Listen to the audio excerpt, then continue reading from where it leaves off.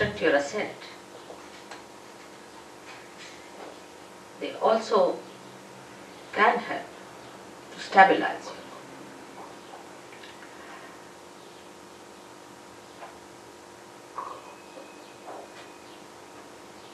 The conditioning comes to you from the matter with which we are dealing every day. When a human being sees a matter, he aggresses it. And he wants to use that matter for his own purpose. He changes the forms of the matter for his own purpose. He starts getting used to matter as comfort or as a help or a guide in life. The more you start depending on matter, the more your spontaneity is finished, because you are dealing with the dead.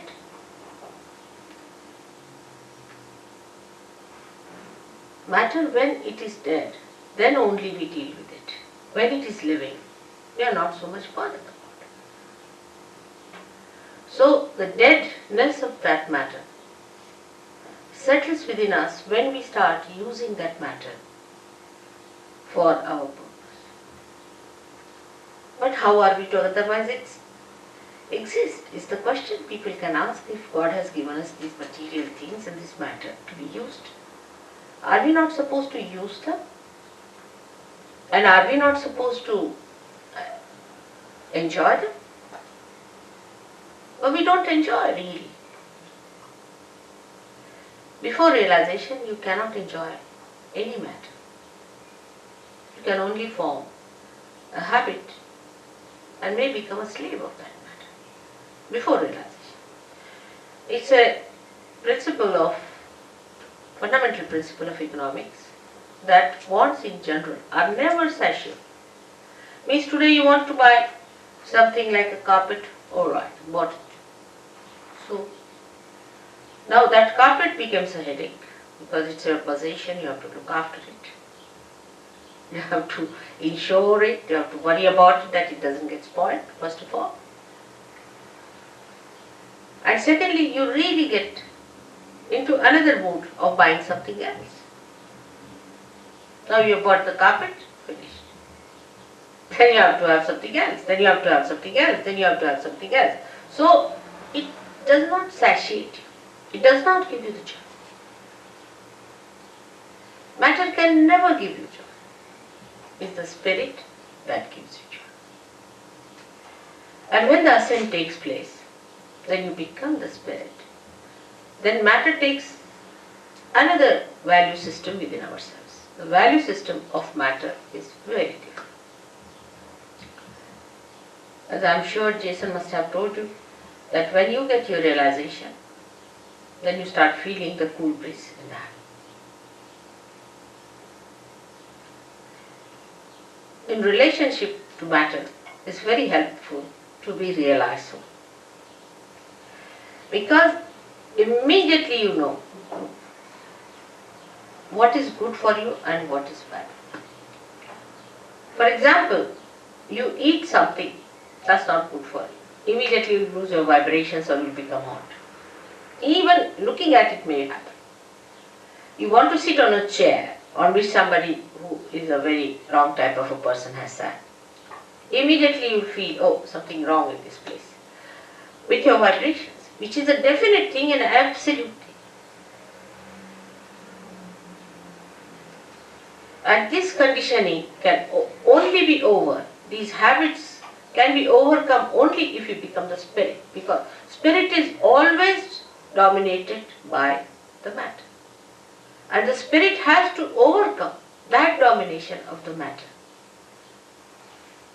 Actually, spirit cannot be dominated by anything.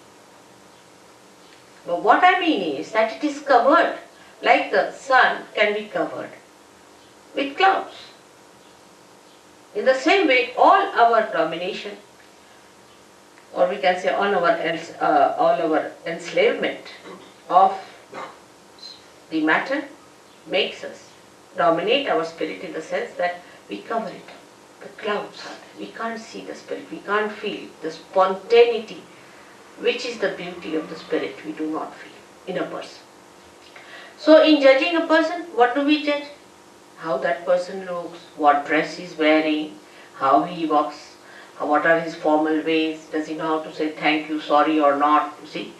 All these things impress us very much. What sort of a car he has, what sort of a house he has. Maybe we may miss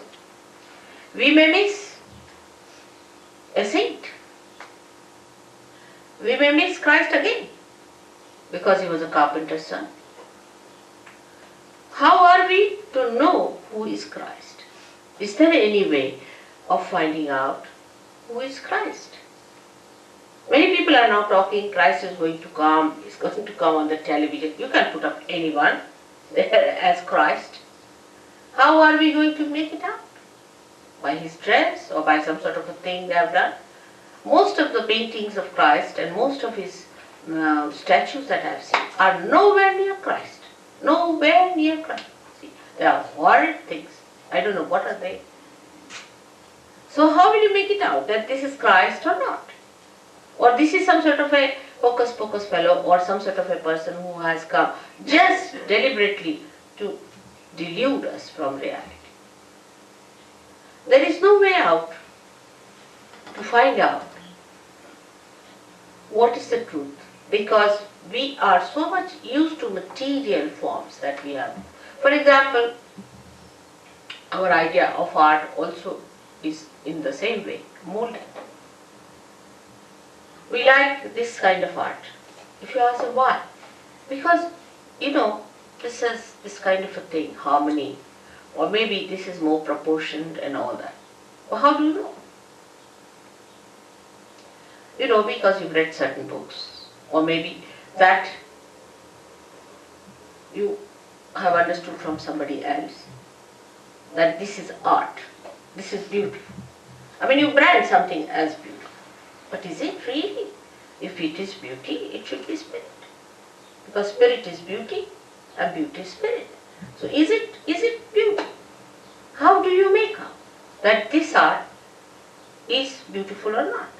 For example, according to all normal ideas of womanhood, I don't think Mona Lisa is a beautiful woman. The way these days you see mosquito-like women are regarded as beautiful. So how they call Mona Lisa so beautiful? What's in her? Thousands of people would be assembled to see that painting. Why? What is that?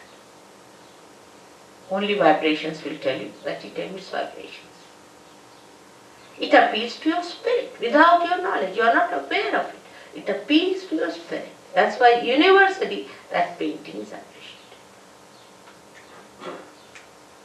But when this conditioning becomes collective, any such conditioning becomes collective, and you accept this is the form that is beauty, this is the form that is reality, this is the form that is spontaneity, then the confusion starts. The confusion starts at that point, when it becomes a collective thing. For example, I met some people or some gurus. When I asked them, what makes you think that your guru is truthful? What has he given? He said, because sitting in my chair I just start jumping by myself. I don't do it, but it happens, it's spontaneous. And in my presence, the way his body was moving was so horrifying. Anybody would have tremendous compassion and concern for such a person that you can't sit for 5 minutes. Excuse me, it wasn't spontaneous, it was nervousness. Yes, that's what I'm saying. But You're very wrong in what you talk. What? About everything. From where do you come? Up the road. That's it. Better go. Well, I am. Look at that. She'll go to the pub now. That's it. Must try to understand the subtleties. You see, if you are confirmed with what, now supposing somebody started jumping in the thing, and he says, and she says, it's 2 nerves. That means you are not in control of your nerves, isn't it? Don't you think so? You are not in control. You have not control. Spontaneity is a thing which is not a thing that makes you a slave. This is the point I am trying to bring. It doesn't, it makes you a master. Spontaneity must make you a master and not a slave of it. She must have come from TM because TM people jump like that. And they end up as epileptic people. I have cured so many of them. I don't know if someone has come from there. Even the head of their academy in Scotland, who was the Flying Squad Academy as I call it, where people paid 3,000. Now this gentleman sitting here is one of them who suffered. When they suffer, then they know what it is. The other day we saw somebody with epilepsy of such frequency, the poor child, he was hardly 26 years of age, young man, supposed to enjoy his life, was going into such trauma you can't imagine. And if this is happening to somebody going to a guru, you paid for it, how can it be anywhere near spirit? This is what I am trying to tell you. That spirit gives you spontaneity in which you are the master. You are the master of yourself. Complete master. No enslavement of any kind. No habits formation coming. All habits drop out. You become so spontaneous that I don't have to tell you. You just drop out all habits. Then you become a master of yourself. That should happen to you. Instead of that, if you indulge into things which enslave you, you may like it for a while because you can't help it. But if you really sit down, you will know that it's not the thing that you wanted. You wanted to be the master of yourself. Now here in this map, as is shown, we have two powers, left and right powers. The left power is the power that gives us condition. Left side, the subconscious, the collective subconscious. That gives us the condition. Now if you try to deny all that, then the right side is even worse. It gives us action, but with action we can become very ego-oriented. So both ways it can be troublesome. Supposing you say that alright, I have no conditioning of anything, what's wrong in doing this, what's wrong in doing that?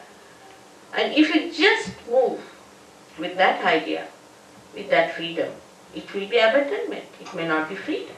Because freedom must have wisdom behind it. So both the sides, the movements on both the sides are wrong. So what is alright in the center is not to get conditioned by anything and not to be ego-oriented. But how to do it is the problem. The problem is how to do it. To be spontaneous is to be absolutely free. Now I would consider these two powers as say a brake and an accelerator in a car. Now you use both the powers. You use the brake first, you use the accelerator, you try to control these two powers. But first of all, it is difficult to understand how you to use these powers. Gradually with practice you know how to drive the car, you become the good driver. After becoming the good driver, still you are not the master of the driver. But then you become the master. So today the master within us is the spirit. But before realization, we are not the master. Because the master has not come in our conscious mind. It is not expressing in our conscious mind, in the sense that we are not empowered by its powers. The spirit exists, it has its own powers. But we haven't felt those powers within us. Once we feel the powers of the spirit, we are empowered by our own powers which are there. The powers are within us. These are our own powers. We don't have to borrow from anyone, ask from anyone, they are in ourselves. The spirit is within us. Only thing that spirit has to give light in our consciousness. It has to come in our consciousness. In simple medical terminology, we can say that the spirit must manifest itself in our central nervous system. So that we should know what we are doing. Not that we start just jumping on the chair, or some people said, oh, you just start doing it. It is a process. It's not correct. You are not in conscious mind. You are doing it out of a process. A process may be coming from outside force. It's not your force, your awareness, your understanding, your power. It is somebody else's, because you are not doing it. As matter has a power to overpower us, in the same way, there are some material things, I should say, which are very dangerous, which are placed. For example, now cancer. Take cancer. Cancer overpowers. It's a very serious thing. Cancer overpowers you. You cannot overpower cancer. Take a very concrete example. Now, how is it caused? Doctor says this way, that way. Surge Yoga can cure cancer. Definitely 100%. It can cure. It has cured. Many Surge Yogis have cured cancer. How? It's very simple. That you become master of your son, and you master the disease also. You master everything. Because the master is within you. It has not come in your conscious mind. It's the only link is left. And when that happens, yoga takes place, union takes place. We should now completely keep ourselves limited to self-realization. About God, I'll tell you next time. Self-realization means to bring your spirit into your conscious mind. Now, how cancer is caused? Let's see here what happens. It is caused by left-sided activity. Now, left-sided activities are emotional traumas, emotional problems, emotional upheavals, emotional insecurities. Any kind of insecurity can take you to the left side. Little more movement can be these horrible gurus, because they hypnotize. They put you to the left. They put some spirit in you, or I don't know what they do, but they put you to the left. Any one of these activities which are not authorized by God, taken to, you go to the left side. Because you cannot ascend in the center. So either you go to the left or to the right. When you overdo these things, it's like black magic. You have another thing here I've heard. Some sort of a organization had. And the fellow, you see, he used to, everything he saw moving in the house, he came to Surge Yoga, and his water jug was moving there, and this was moving there, and he couldn't explain what was happening in his room. He was sitting down, and he found something moving from here to here. It happens. What is that? What is that doing this kind of a thing which you cannot control? Again we come to the same. Something you cannot control. So you enter into the realm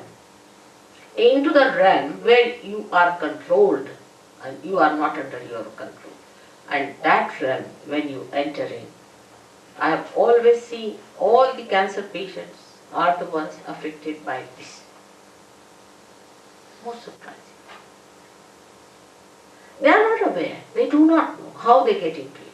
For a lady, supposing say she's suffering from an insecurity about her husband, or maybe something, or maybe she thinks that her husband may leave her any time, she loves him, whatever it is.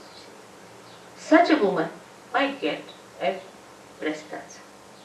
Because the insecurity is set in one of the centers there, which you can see here, the center of the heart. Center heart as we call it.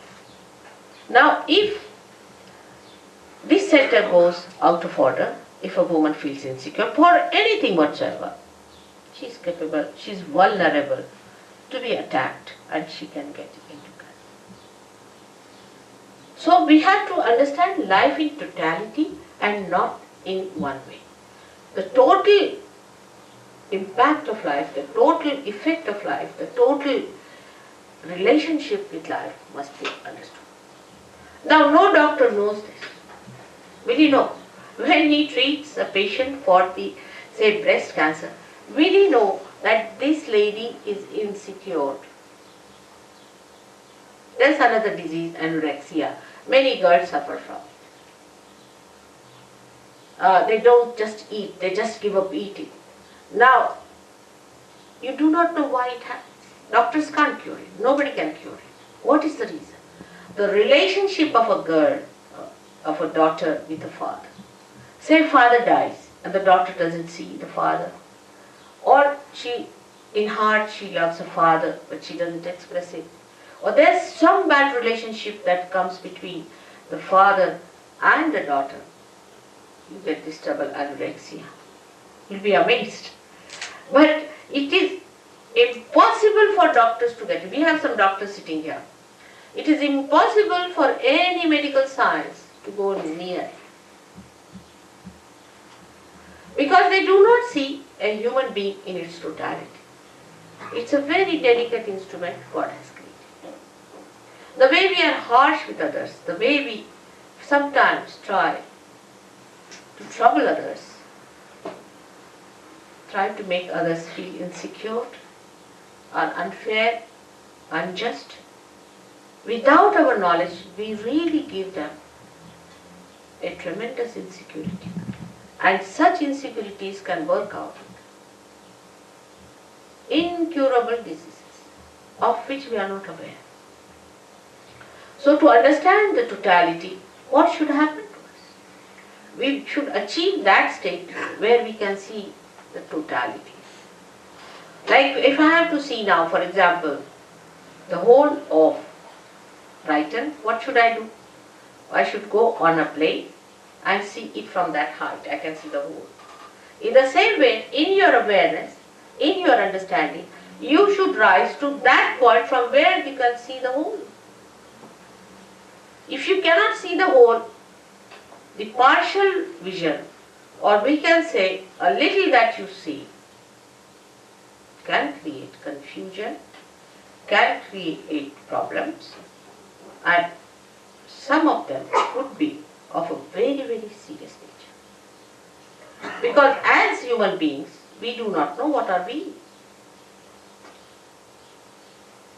This is the greatest problem of human beings, that they say, I don't like it. Now which one is this I? Is that your spirit or is that your ego? What is the part that is not liking it? Or is it your conditioning because you are brought up in a particular way so you don't like this? Which part of you is not liking it? And you will be amazed that it is not your spirit. Because if spirit likes, how will you know? It's only through your vibrations. When you can feel the vibrations, then only you will say, yes, my spirit likes it, because the vibrations are emitted. So we are still in a transition state as human beings.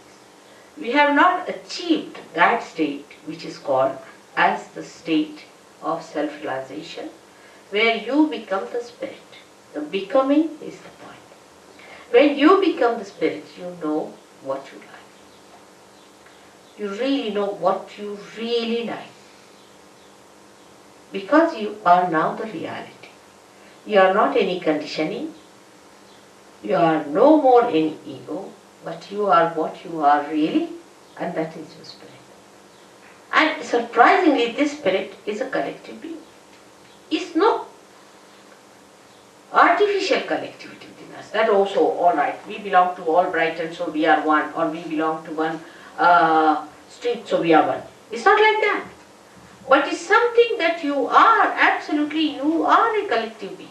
And you start feeling that collectivity within you, with these different centers working it out. And you can feel it, others. You can feel others on your fingertips, can you believe? In the Bible it's written that your hands will speak. The description of these days is that your hands will speak. Why not people go and find out what does it happen? How can your hands speak? This is what happens, that on your fingertips you start feeling and understanding what is reality, what is beauty, what is joy, what is love. This is the left side which we get, and ultimately with these left side problems we get physical pains. It's very painful to have left sided problems. It's very, very painful. The pain cannot be explained, no one can understand, nobody can cure it, you can't tell anyone, and people think that you are fussing, they give you psychological treatments, You just don't understand why this pain is within you. And this pain comes to you from left side, the subconscious. Beyond the subconscious is the collective subconscious. And this collective subconscious is the one where whatever is created from the beginning up to today in the creation is within. And once you go to the subconscious, you just get lost there. You are so overpowered by this power of subconscious that it is beyond you to understand it, beyond you to get out of it, and beyond you to not to succumb to it. And it goes on increasing. Like I asked some people, why did you go on doing it? When you knew that you were not doing it, somebody else was doing it, still why did you continue to do it? They said, Mother, we were under a blanket. It was darkness. We didn't know where we were moving. And we were just going on and on and on. And as I told you last time, feeling guilty is the biggest blockade. It's the biggest blockade. Because once you start feeling guilty, that the center on the left gets blocked and it's very difficult. And you don't know why you are feeling guilty. All the time you are feeling guilty, but you don't know why you are feeling guilty. Why these ideas of guilt are coming to you. That this feeling of guilt keeps you away from joy, from enjoying anything, from being spontaneous. Why? And this explains why we sometimes are miserable for nothing at all. Actually, God has not created us to be miserable. He has made us so beautifully, so carefully. He has created us with such love and compassion not to make us feel miserable, not for anything. He doesn't give us any diseases, no problems. But we have done these things to ourselves by going to extremes on the left or the right. As I am today talking about only on the left, I would say that to feel miserable for nothing at all is also wrong, is being unjust to yourself. The people who are left-sided must know that they are the spirit, that they are that beauty which has to come, which has to express itself, that they are not the people who have to suffer all the time and to live like miserable people. They are not. But because they take so much upon themselves, bear so much upon themselves, they become like that. And to avoid that bearing up, they may take to some other habits. You see, many people take to alcohol also for reason because they can't bear the pangs of life. They can't bear it. That's why they take to it. But once the spirit is awakened within you, you become so strong. You become so joyous, so spontaneous that all these things drop on. All those things, so-called diseases, so-called habits, just drop on. And you become a new blooming personality. Now, the basics of having this center within you, you can blame God for that. Why did He give us these centers on the left-hand side? What was the need? He should not have given us these left-sided ones. So we would have been just in the center to go. But the trouble is, the human beings have to know in their own freedom how to deal with themselves. They have to learn little hard way, the wisdom. They have to know by going to extremes, we have suffered. They have to realize it. Because if they have to become truly, absolutely free, they have to rise in their wisdom. If they are not wise people, then they cannot enter into the kingdom of God because they will be abandoned people. Say, people who are abandoned, who don't understand any laws and regulations, if you get them in England, we have to put them in jail. In the same way, human beings who have not got that wisdom within themselves, through sufferings only one learns, but we should not ask for suffering. When we ask for sufferings, we are asking actually for mistakes to begin with. How will you suffer if you do not commit mistakes? So when we ask for sufferings, we are committing mistakes. So what we should ask for is nothing but our spirit. And if you ask for your spirit, it is your own, and you have to get it. It is in your own right that you are going to get it. It's no way that I'm obliging you or doing something special for you. It's all there. You are like a light which is just to be enlightened, because I am an enlightened light. And you become an enlightened light, and you can enlighten other lights also. It's very simple. If you become an enlightened light, you can enlighten others. You don't have to bother about anything else there. You become an enlightened light yourself. That's the point. It is all there. It is all your own. You have to just have it. It is as simple as that. There is nothing very complicated as these people make it, or anything that these philosophers have put before you. Nothing of the kind. It's very simple. It is within you. It is spontaneous. It is a living process.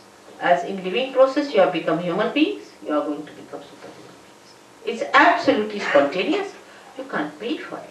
How can you pay? I mean, an absurdity. If it is a living process, how can you pay? How much do you pay to the tree to grow up? I mean, in anything living, do we pay anything? How much do we pay our nose to breathe? Can we pay for it? It's absurd. It's ridiculous. The way we pay for it, we cannot. It's a living process. You have to become, an egg has to become a chick. Now, how much do you pay to an egg to become a chick? Or how much does an egg pay to the mother for becoming a chicken? It's that ridiculous. But we never understand that living things are so spontaneous. We never see living things. We live with matter, with the dead, not with the living things. If you start watching a tree, you start watching a flower, how it becomes a fruit. You can't even watch because it's done so slowly. You can't even watch a flower becoming a fruit. Suddenly you find all coming up. Like when I came to London from India, I found all the trees were bare. Absolutely like dry sticks. Absolutely like dry sticks. Within a week, what I find is the green coming up. Within the second week, it was all lush. Can't believe it. We never even notice. We take it for granted. It's happening. How does it happen? It's a miraculous thing. If you see it is miraculous, how these flowers, for example, the particular flowers are only on a particular tree, another are on another tree. How does it happen? Who chooses them? Who puts them in proper shape? Who organizes all that? And this is what one has to realize. And that is the all-pervading power of God that does all the living work. And once you become that, the spirit, then this power starts flowing through. You feel the power through you, as Christ was touched and he said some power has gone to someone. Like that. You just become a medium of that power flowing. But you are empowered to maneuver it, to manage it, to understand it. You know completely about it. You know how to give it. You know how to work it out. You know how to cure others, cure yourself. You know the complete working of your machinery. Apart from that, you get the powers to overcome all the problems of your own machinery also.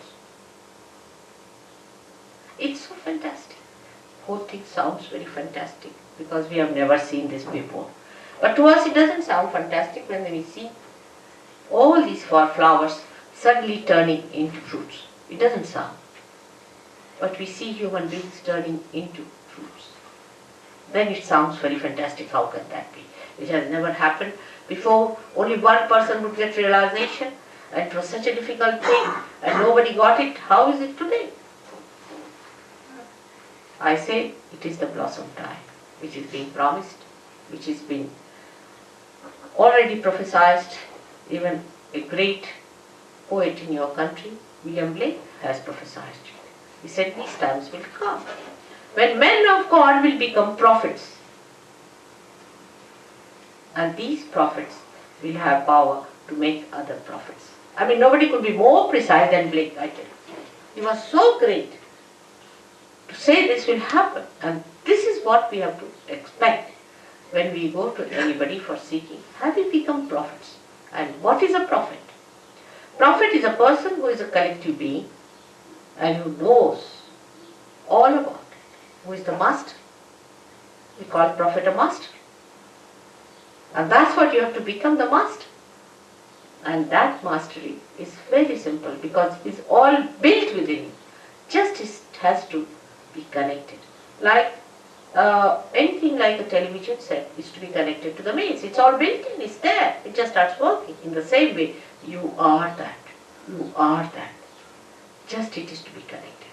Whatever may be your caste, community, race, nationality, shapes, heights, anything, whatever it may be, makes no difference because all of you have got this great thing within you, this power of a rebirth. And you are to be born again and you will be born again. Why not today? There's nothing to get angry because people get angry sometimes because they don't like anybody telling them about something of which they themselves are feeling bad. They don't like it. For example, if there's a drunkard and he drinks too much, he's an alcoholic, he doesn't like it and he feels bad, and if somebody tells him, even in the most gentlest way, that you better give up drinking, he doesn't like it. But what I am saying is not that you should not do it. I said it will happen that it just drops out. I don't say you don't do this or don't do that, but it just happens. And you must first understand what is the problem and how the problem is overcome. That's why I have to talk. Otherwise there's no need to talk about it also. It just works out. It just works out because you are just ready to have it and you just get it. I don't do anything. I'm just a catalyst, I should say, that it works out. I hope you'll ask me some questions about it first before we go in for any realization. If you have any questions, please ask. You must ask.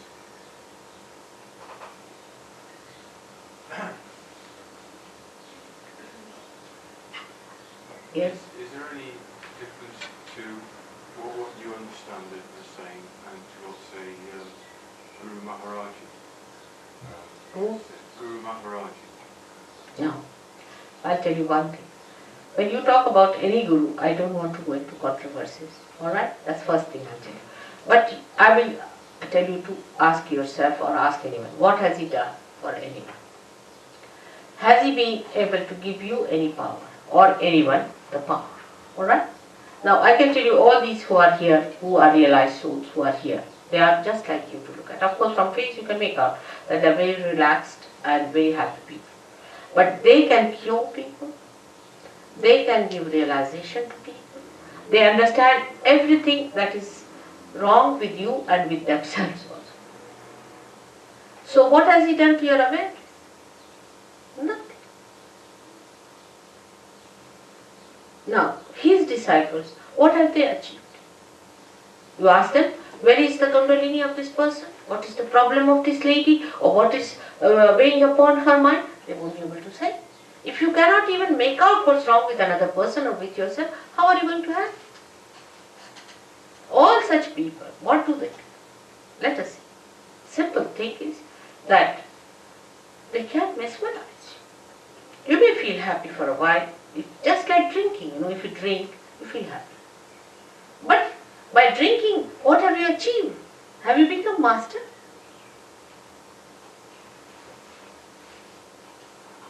All of them are like that. You see, and this gentleman is so obviously, because he asked for Rolls Royce. What is a Rolls Royce for a prophet? I mean, what does it matter? You see, my point is, this is so obvious. I mean, this is so logically obvious. First of all, anybody who takes money from you is a parasite. Simple as that. And to ask for Rolls Royce, of all the things, so you see, you have got Christ. You can see from Christ's life. Will he care for your Rolls Royces? To such a person, he's a king. He doesn't bother. Whether he has a Rolls Royce or not, whether he sleeps on the ground or not, it makes no difference. Such a person doesn't care for anything. Because he is in comfort. He's got his own comfort. He is a man of self-respect. Do you think will he ask for anything whatsoever? I mean, it's so obvious.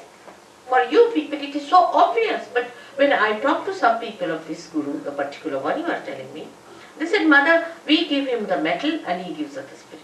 Can there be an exchange? Can you purchase your spirit? Use your logic. Alright? God has given us brains to understand. Logically we can understand. Can you purchase the spirit? Isn't it so simple? We can't pay for it, my child. We cannot. If you want to give me a flower, alright, it's just an expression of your love. And that's all. But you can't purchase me. You can't. Your love can purchase me, alright. That's different. But you can't purchase me with metal and money. Then what is a Rolls Royce? I mean, I don't understand. What are all these crowns and things? What are they good for? They don't give you joy. Go and ask the people who wear the crowns. Yes, the other day I was with a statue, poor thing. She was so miserable. Yeah, she was. I tried to sort of put her down, her vibrations. She was very miserable. We were just across the table talking to each other. And what I was doing was to balance her, poor thing. She's very upset. So you must understand, you are two simple people. You are seekers of ancient times. You are not seekers of today. You are seekers of ancient times. And this time has been promised to you before also. And now you have to fight it. Now you must keep your logic straightforward. I mean, anybody who asks for Rolls Royce, I mean, this is one of the stark examples I would say, cannot be a guru. Is a stark example, absolutely, one of those. But there are subtler ones. He's not so subtle. You will get out of it in no time. I know all of you. But the subtler ones are even worse. Some of them may not even ask for money. May not. I don't know of any, but there may be some. Because I heard about someone who doesn't now take money in India. He has made money here and now he's gone to India and he doesn't take money from them. But the one who has really not taken money, one person whom I know, has been using women.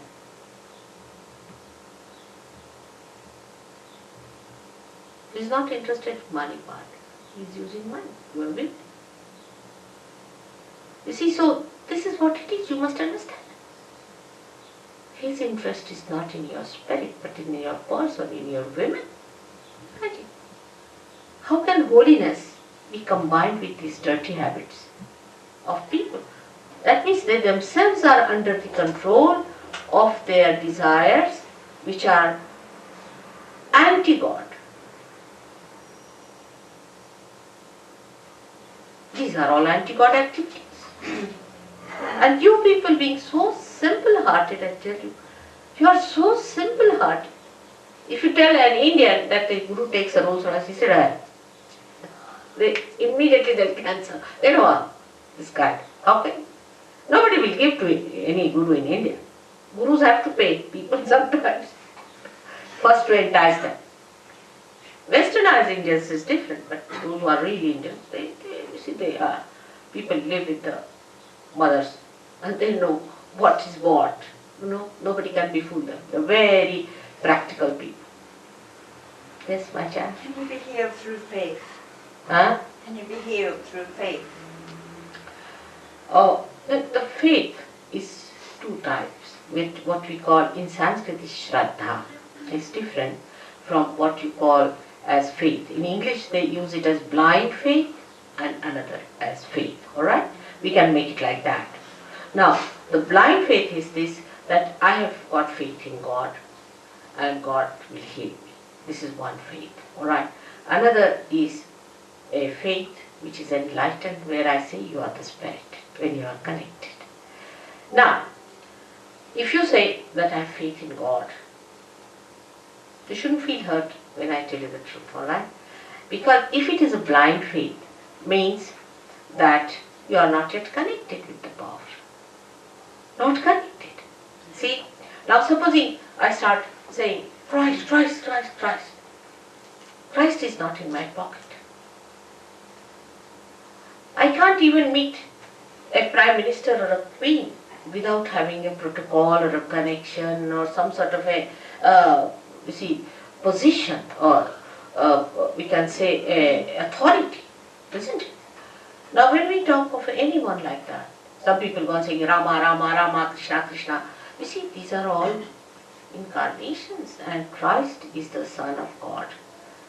He is the son of a king, and you just can't meet him. You can't just call him. He's not at your beck and call. He's not your servant. Alright? Now, to having faith like that, when you are not connected, if you are healed by some other agencies, not by Christ. But if you are a realized soul and then you are healed, then it is done by Christ. I'll tell you a difference, a very clear-cut difference of healing. We have in England, I don't know now if you have that one, it's an organization called International Curative Center of late Dr. Lang. Now this Dr. Lang was dead. I mean, he was late. But he had a curative center. You see, and this gentleman died, and he possessed a man in Vietnam, a soldier, not his own son, but a soldier. Now this soldier was told by this fellow, I mean they are very honest people, being English they are honest and they tell the truth. You see, they don't say that we do it through God or anything. So he told that there are many doctors, I hope the doctors won't mind, who have died and who were very ambitious, are still wanting to cure people. And he should go back to my son and tell him all the story that I have come in you, and my son will believe. So he said, how will he believe me? He said, no, I will tell you some secrets which only he and me, both of us, share. So he'll definitely believe. So this fellow agreed. He was a very healthy fellow. Actually this spirit entered into him when he got into a certain shock. Something he saw shocked him in the war, and this spirit entered. And he was carried by that spirit somehow or other to England, where he met his son, and he told the whole story. And the son had to believe because he knew so many secrets. And they started this curative set. Now how do I come to know of late Mr. Lang? Is the thing. They cured a lady who was in India. Long time back, it was 1970, I'm telling you. And she came to see me, and she was all shaking, she's like this. I said, what's this? She said, I was sick with a certain disease, and I was afraid of an operation, and I came to know about this organization. I wrote to them, and they wrote to me saying that at this time, on this date, we'll enter into your body. Openly, I mean, they don't say that we are God or anything. We'll enter into your body, and you'll feel a little shaking, doesn't matter, and you sleep off, and we'll work it out. And she said, I got cured of that disease. But after 3 years or so, the whole body started shaking. And she couldn't bear it anymore, and she came to see me. That's how I came to know about Dr. Lang. See, that he has, this poor lady was tortured for 3 years. She suffered so much. And then she came to see me. So after Mr. Lang entered into her body, Dr. Lang, it was after 6 years that she came to see me, because 3 years she was all right. After 3 years it started. And that's how I came to know all the spirits that had entered into her, the doctors and all that. It was a horrible case. Of course she got cured later on, no doubt. Because when you become the spirit, you are in your fort. Nobody can enter into your body. You become something which doesn't get contaminated, doesn't get overpowered. Nobody can dominate. And that's how she got cured. So with faith, if somebody says, oh, you will be healed, you see, and they start shouting and screaming and this and that, and suddenly you might feel, maybe there's a spirit. They replace also sometimes these spirits. It's very surprising. They can replace a spirit from one to another. I've seen such cases also. All kinds of things I've seen in spirit. The other day, only about 8 days back, wasn't that, Marie? When this charismatic fellow came in?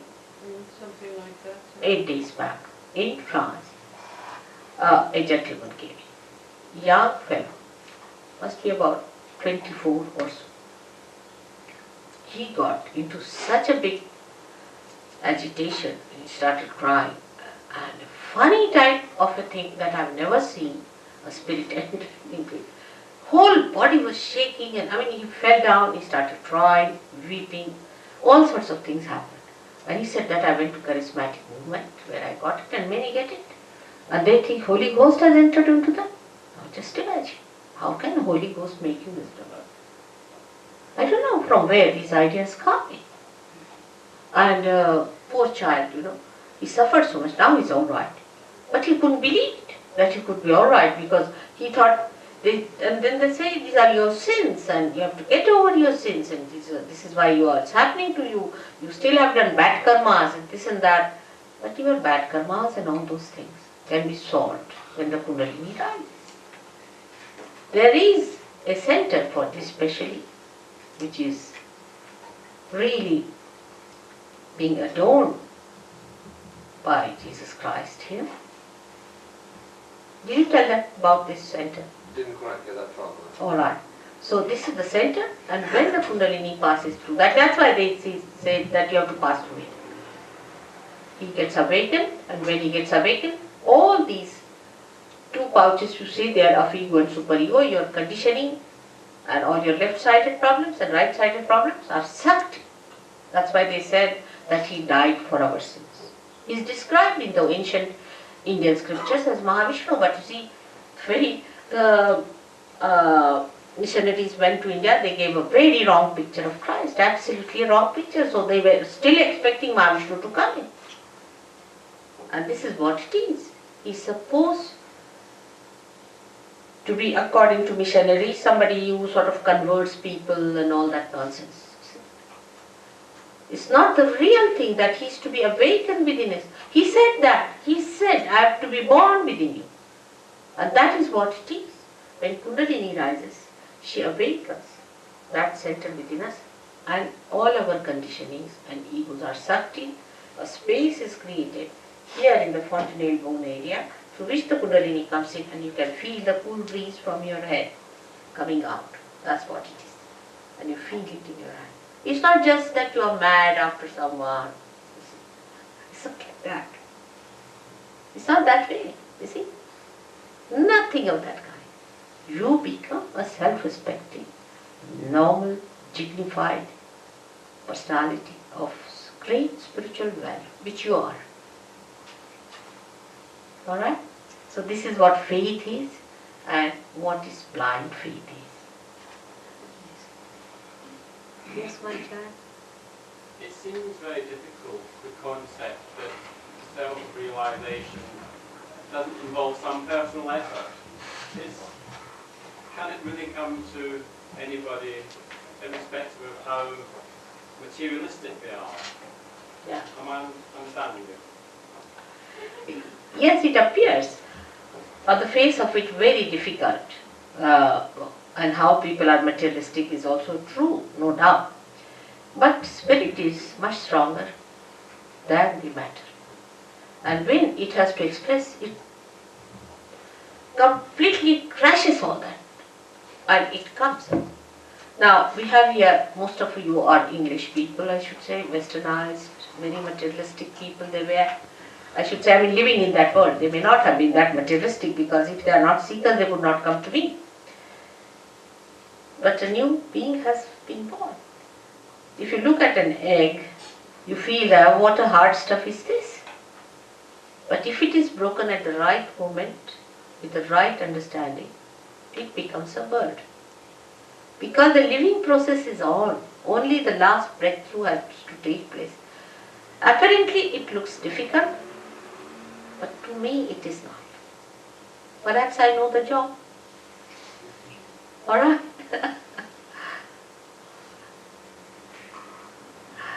Yes, it looks, people have said all kinds of things about Kundalini also. I must say, some books I have seen, You see, if you don't know the job, everything, supposing somebody doesn't know how to drive a car, you see, and he gets into the car, the way he described it would be horrifying. You'd never get near a car, isn't it?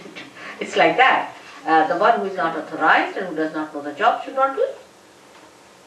But that's what happens to you, that you become the spirit, you become your own master, and you become the master of this art. The master of this art. Yes, my child? You made reference to hypnosis earlier, and you also said of yourself that you regarded yourself to be a catalyst in... I couldn't hear you. Can't you? What did you say? You mentioned hypnosis earlier, Mother. and What?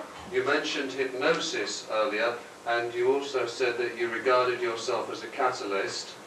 Don't you think that the hypnotist also regards themselves Yes, very as a true. catalyst? Yes, no doubt. As the person themselves. Yes, that's true. But the difference is this, that a hypnotist brings you under his power. He doesn't give you any power or no new dimension to your awareness. You see, there's a tremendous difference between the two.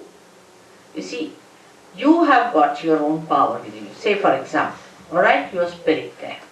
Now I am a catalyst. You see, you can use a spoon for giving a poison or could use it for giving the nectar.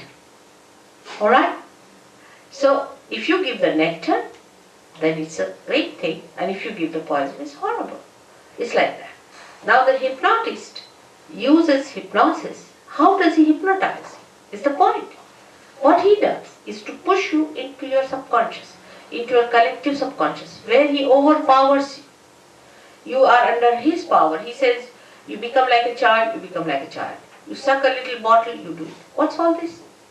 But here you become the spirit in the sense that you become collectively conscious. It's no hypnosis, because you yourself can feel it.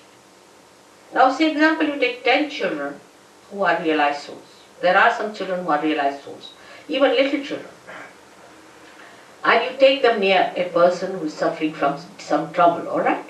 Now you tie up their eyes and ask them, what's the problem of this gentleman? They will raise the same fingers, all of them will raise the same finger saying, this is burning. You see, because the sensation you feel of burning, of numbness, or of cool breeze. A new awareness of a vibratory nature is born within you, not with hypnosis. On the contrary, after hypnosis you feel so dead and finished, as if somebody has been riding your horse. It's just the other way now. And you start growing into you and understanding. You can cure people, you understand what are the centers that are catching. You understand what are the centers of another person that are catching. In the beginning, sometimes people have confusion, I've seen, that they don't know whether these are my centers or your centers. But we have ways and methods by which you can discriminate. You can see which are your centers catching and which are the centers of the other person catching. You also know how to get them all right. You also know how to give realization to others and to empower them with their own powers. It's just the opposite. But catalyst could be horrifying and catalyst could be just heavenly.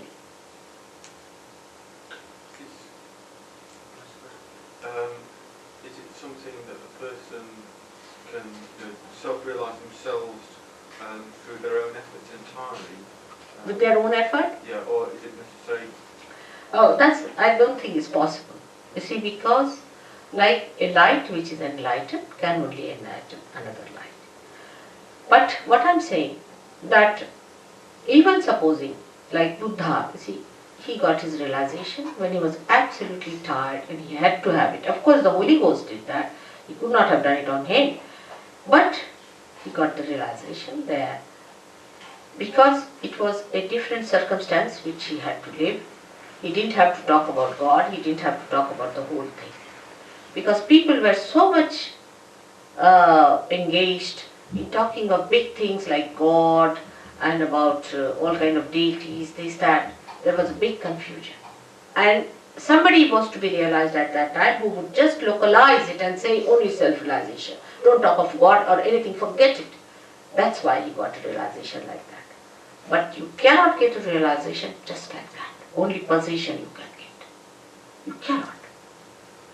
Somebody who is an enlightened soul, such an enlightened soul doesn't take money from you. Normally, you see, people don't want to give a realization. 99% those who are really realized, they'll throw stones at you, they won't have anything to do because their experiences of human beings are horrifying. If you go and talk to them, they'll tell me, they have told me that wait for 12 years. See, mother, they will all finish you off, they'll kill you, they'll do this. It's very venturesome to deal with human beings because they're very egoistical and they will never accept. But if you take like this, like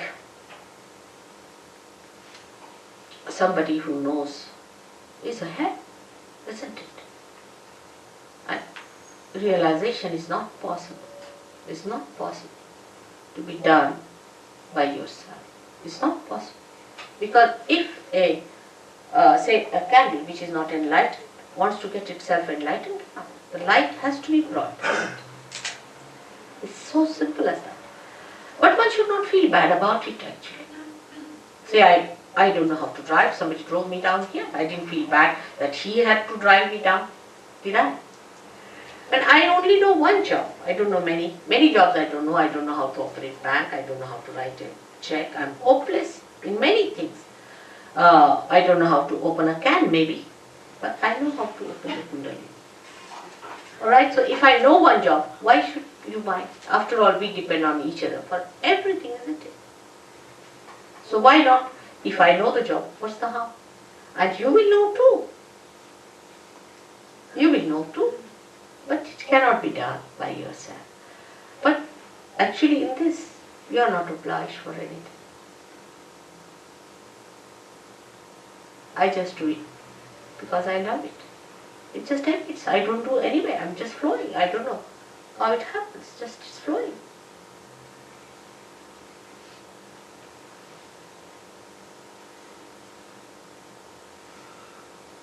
I just love for love's sake. Just we can't believe such a person can exist, but I do really. I am like that. Sometimes you might even, some of the surgeons do feel that I'm too compassionate. And that I should be rather strict with people and things like that. So they come and tell me some wisdom about it.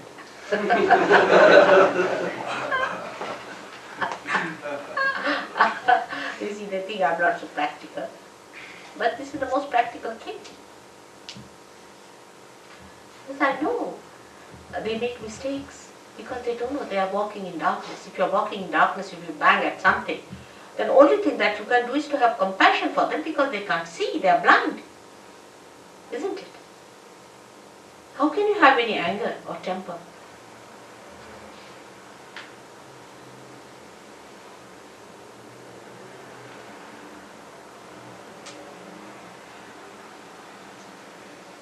And moreover, I would request you not to have any misidentifications with anyone whatsoever.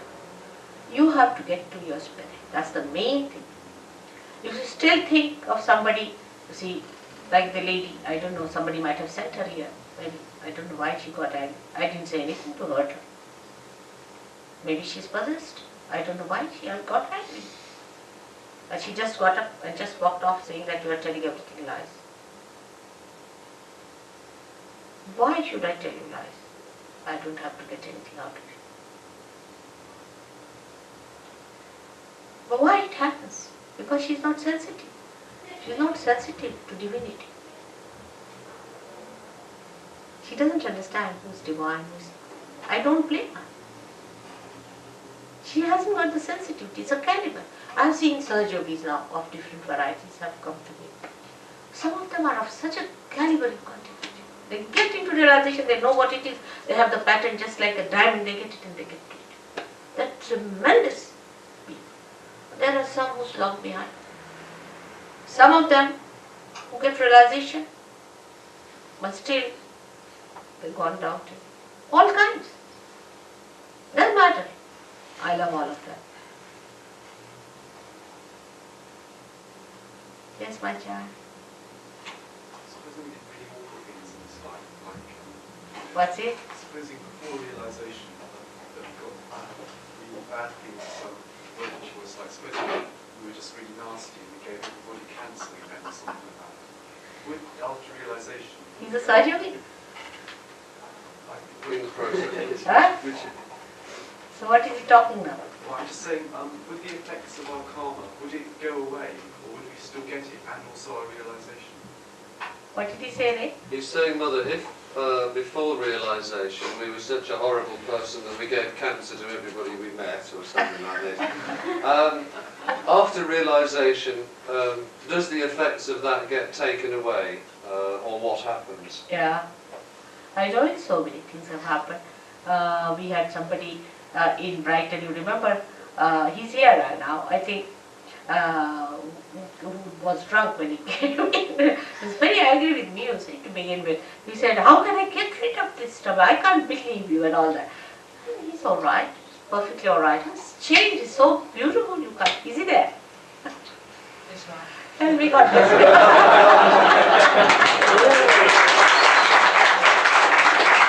He's so sweet now. The other day he came to see me. I said, look at that. He's so sweet. He was a very sweet man, wasn't he?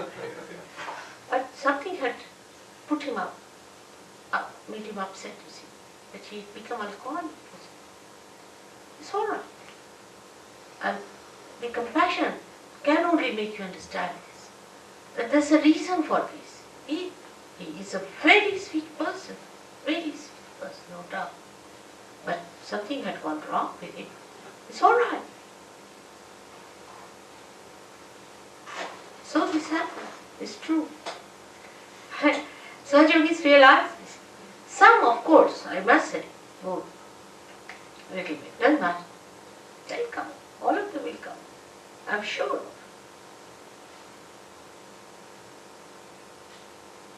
Everyone is made for it. Actually, the divine is anxious to give you realization. Much more anxious than you are. If there were 1,000 people today, I would have given them realization better. But very few people take to reality. You see now, that Guru Maharaj Ji, thousands are like mad after him, isn't it? But he's given nothing to them, poor things. But for reality, there are very few. Like the other day, somebody asked me a question, Mother, why don't you do it to everyone? I said, where are the everyone? Let me see. Where are they? In this Brighton, how many there are? How many are here? Alright? That's the problem. It takes time for people to love reality. It takes time. It's such a beautiful thing. And even they get realized, then they drop out, you see. But, oh, I'm all right now, I'm all right. After 1 year, they'll appear. That's not the way. You have to master this art. Absolutely master it. It is all free. Absolutely free. Now, they are all sitting down here, they can say that. Will you talk a bit more about self-realization and what's necessary to enhance that? Yes. I will be in my next lecture, one by one. Now I'm talking the left side, the right side, and then the center, and then also, of course, about the spelling. Definitely, 100 times. That's what I have to do. But gradually I have to build you up. Alright? I will, definitely. You won't believe. I think I've given 500 lectures already in London, at least. And it doesn't end. Every time they say, last time I spoke, they said, Mother, it was absolutely a new dimension you talked about. I don't know. Gary told me first time he touched his vibration so much with my lecture, I don't know what I touched him so much. Yes, it's surprising. He's from Australia. Australians, doing well. Very fast growth. So, all the questions are over now. Should we have it? What of karma? Huh? What are they called karma? Karmas. Yeah. Karmas are when you do any work or anything with your right side action, then the effects of that accumulate within you as an ego because you think you are doing it. Actually, we don't do anything substantial. What we do is a dead work. Like as I said, we make a chair out of a dead tree. That's all we do. What work we do is an idea we have. We are doing work. What work are we doing? Can you convert this into a fruit? We can't even put fragrance into it. So this myth, you see, works as ego within us, as shown here, which I will be speaking tomorrow about, alright? And this is what is that we think we are doing this work, that work, and this ego thinks that if you have done bad work or good work, we have to suffer. You see, a tiger doesn't feel that way. If tiger has to eat, it must kill. It kills the animal, eats it, finished. It doesn't sit down and sulk, oh God, I should not have done that. I should become vegetarian. It doesn't accumulate any karmas in it, alright? But we human beings do. Why? Because we are closed. We are closed. See here, we are closed. They are open. Whatever they do, they are not bothered. But we are bothered about what we do because we think we do. And when, as I said, the center is opened out, he sucks our karmas. And the so-called karmas are nothing but sins, you see. In a biblical language, we can call it a sin, you see. And they are all sucked by this powerful deity of Christ awakened within us. And you get beyond it because it is the ego that does the karma. When your ego is finished, what are the karmas? They are finished too.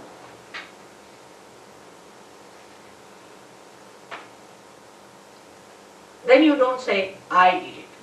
What you will say, mother, it's not working out. It's not going up. Now what is this it? It becomes a third person. It's flowing. The vibration is not coming. You see, you don't say, I am doing this realization. I am raising the Puna. They don't say so. They say, it's not rising. You become a third person. That third person is the spirit. When you do not say that I should do it, even if it's your son, you say, mother, it's better that he gets realization. Alright, you see, try. No, it doesn't work out. Alright, then should I give a certificate? He said, how can you give certificate, mother? How can the Kundalini has not risen? Everyone knows. You see, it's whether it's your father, mother, sister, anyone. If they are not realized, they know they are not realized, so what? They just know. And this granddaughter of mine, who is here now, she's a born realized, and she was hardly about 5 years of age, I think, when they went to Ladakh. And there was one lama sitting with his shaved head and all that way. Everybody was touching his feet. And the parents also not realized, my daughter has not realized, so she also touched his feet. She couldn't bear it anymore now. It was too much for her. So he was sitting in a higher hillock. She went, put her hands back and looked at him. She turned him. He said, what do you mean by asking everybody to touch your feet? You are not even a realized soul. By wearing this dress of yours and shaving your head, you think you can ask people to touch your feet? Little child of 5 years. Yes, they understand. We had once a program in India when they invited me as a chief guest and for this Raman Maharshi, who was a realized soul. And one gentleman from Ramakrishna Ashram, the head of that, was sitting with his big orange robe, see, sitting there. And my another granddaughter, she was sitting in the front row. She couldn't bear him anymore, so she shouted from there, mother, the one who is wearing a maxi there, grandmother, please ask him to get out, he's giving heat to all of us. So you see, there were many Sahajogis who are feeling the heat for the fellow, and he thinks he's a very big spiritual man. So she just stood up, she said, ask him to go, he's wearing a maxi. She didn't understand it was a robe or thing. Even children know who are realized souls and who are not, if they are born realized. There are many children who are born realized these days. The time of judgment, this is the time of judgment. Of course, about this I'll tell you later.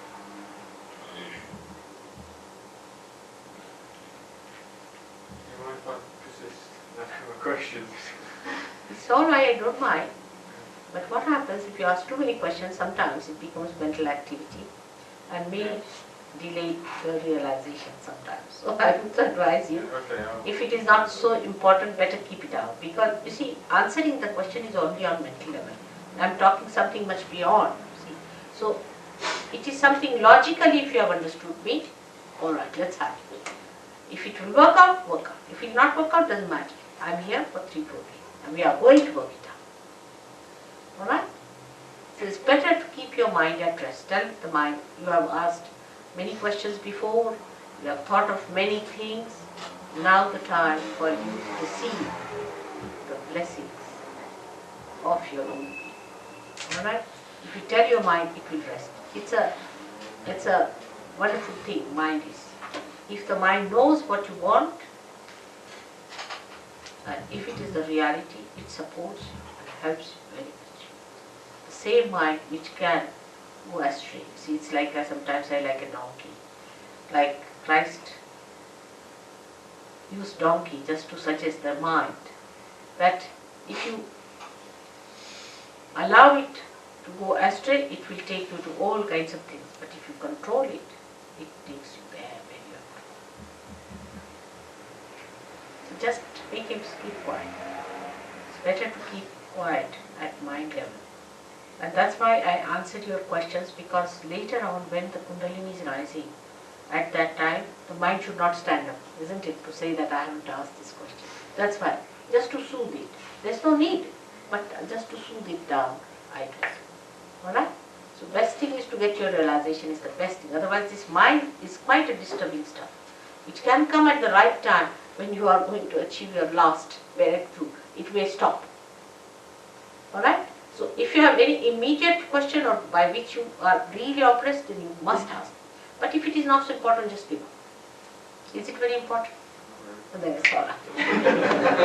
You can realize this. Now, I have to just request you for one thing, if you don't mind. We have to take out our shoes, because the Mother Earth helps us a lot, see. So we have to take her help in every way possible.